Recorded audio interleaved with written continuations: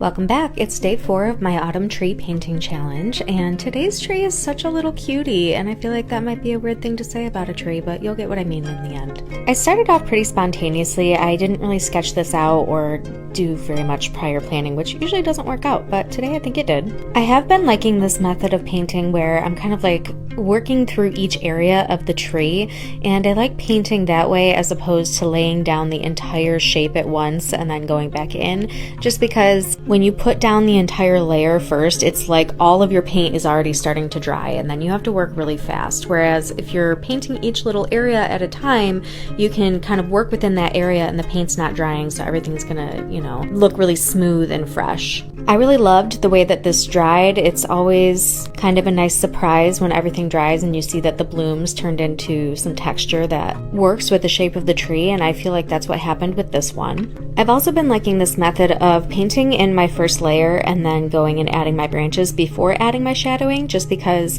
sometimes it's easier to see where I want to add shadows once the branches have given the tree some shape. So that's just a little tip for you. If you also like painting trees with absolutely no plan, but find that the spontaneity is not always working out, and just sort of stop and plan as you go.